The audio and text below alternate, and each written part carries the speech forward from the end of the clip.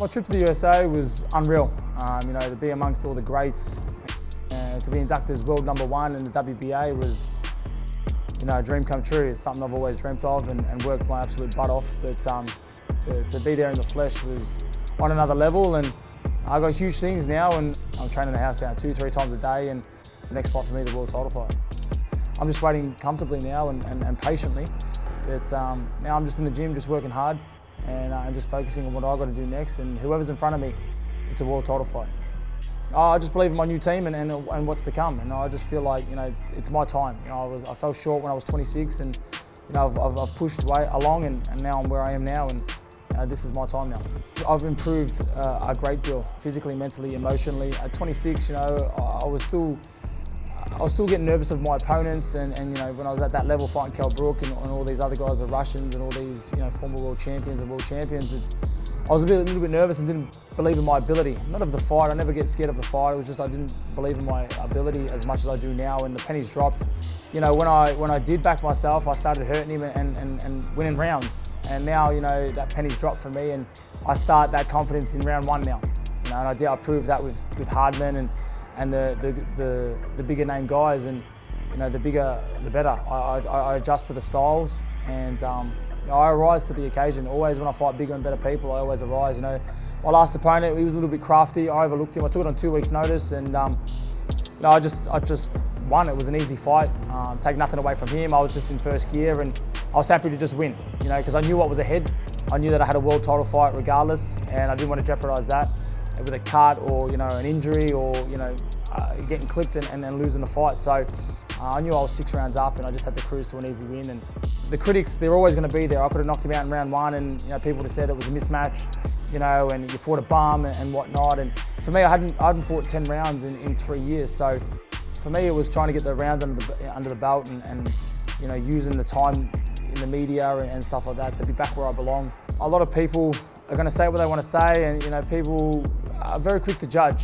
When you do something great, they're patting your back, and then when something doesn't go your way, or something gets put out there in the media, they just turn on you. And for me, I've just switched off now. And with the Hardman fight, I had a lot on the line. It was a world title eliminator, and that was why I went out there more aggressive, and it was a must-win. And again, in the creative fight, I knew it was a must-win, but there was no threat into that fight. I knew I was going to win comfortably. I just was in first gear, and people only saw that. It's a shame. Look, I was definitely disappointed that Foxtel didn't grab the Hardman fight, because again, there was a lot building on it, a lot riding on it. The anticipation, the build-up was amazing. You had 2 fighters that generally didn't like each other. We just personality clash, and he said a lot of things, I said a lot of things, and it all came down to fight night, and I was the bigger and better man. And I knew again that was always going to happen. I always alliterate to people that there's levels, and there's a level behind me and there's a level above me, and where I'm going, these guys will never see. And it's not cocky, it's just confident, and I knew that straight away, and I could see in his eyes he didn't want to be there. And like I said, I do all the talking with my hands. I do a lot of talking outside the ring, but I back it inside the ring. And I knew I was going to stop him. And that was all she wrote. And like I said, I shut him up once and for all, and he's gone quiet.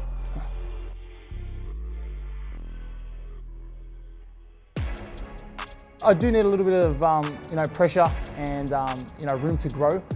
But again, the guys in Australia, I just feel like they're not at my level. I've beaten pretty much everyone here. The only one that was left is Tim Tszyu, and that fight will happen. I truly believe that. Credit to Jeff Horn in the rematch. But anyone that watched that rematch, knew that fight should have been stopped. But I've cleaned out my backyard. I've given everyone an opportunity. I've been around for 15 years as a professional now, and when Sam Solomon was winning world titles, I was fighting as a pro. So, for me, I only want the big names now. I've got nothing left to prove. All I've got now is the world title. I've won every regional belt, a Commonwealth title. I've defended it. Now for me, it's a world title. That's all I want. I want a world title and Tim Tszyu's name on my resume. Credit to Tim Tszyu for taking a fight that's at that level, but I think styles make fights, and I think Harrison's going to be a little bit too much for him. As another Aussie, I hope he does well. We want Australia to be on the map, and when it's my time to fight for a world title, hopefully they get behind me. But I truly believe he's not ready for that yet. And if he beats him, man, credit to him. But then he's still got me. I still want to fight him. Then I'm going to fight for my world title. And if he wins his and I win mine, we can unify. And if we both lose, for whatever whatever reason, God willing, we can fight each other in the rebuild. And may the best man win, settle it once and for all. Me and Tim Tszyu both don't need each other realistically. You know, I've got my path. I'm ranked across all 4 sanctuary bodies, top 5 in the world. And he's doing the same. I think he's ranked in 2 or 3 of the sanctuary bodies as well. And, you know, we both got world title fights ahead, but, you know, it's a fight that we want to give, or I want to give to the fight fans. You know, the fight fans want to see that, whether you want to see me get knocked out or you want to see me knock him out. It's a fight that everyone's getting behind, and, you know, it's another mundane green. You know, Zerafa v Tszyu is huge.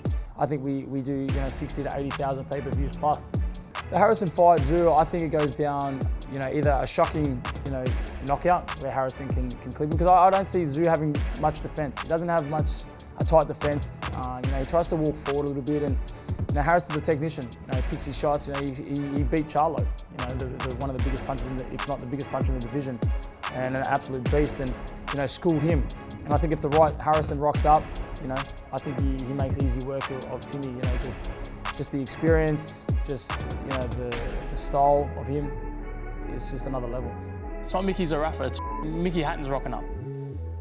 I'm taking over. And the Pacquiao's going to rock up. All right, that's fine. We'll see. Remember what Pacquiao did to Hatton? Yeah, you remember what Ricky Hatton did? You don't talk about that fight, man. I'm just saying. You remember what happened? I'm just saying. You remember what happened in that fight?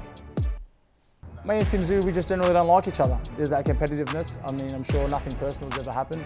I mean, they made it seem like that on Fox Sports when they, you know, they said, oh, I was bagging his old man and whatnot. You know, his dad's a legend in the sport, but I think he fears me, to be quite honest. You know, I generally don't think he wants to fight me because he knows I'm capable of beating him. And people will say what they want to say, and they get on the Tszyu train and this, and they say this and that. But I generally don't think he wants to fight me because he knows, you know, I'm more aggressive, I'm bigger, I punch harder, I'm more experienced. I don't know, I just think he knows I'm capable of beating him.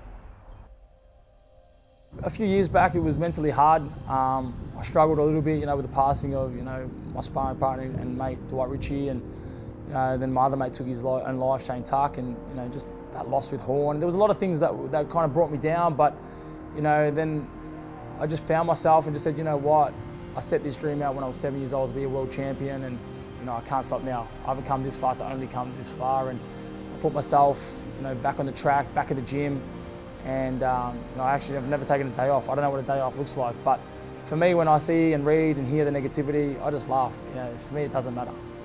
You know, if people want to say what they want to say, it doesn't really matter. It doesn't affect the outcome. Where I'm going, people's opinions don't really crash that. You know, the hate is what motivates me, gets me up in the mornings. And without you guys, you know, this isn't possible. Like I said, I've got a world title fight, and that only makes it even more sweeter when I win. And yeah, I just enjoy it. Smile and wave.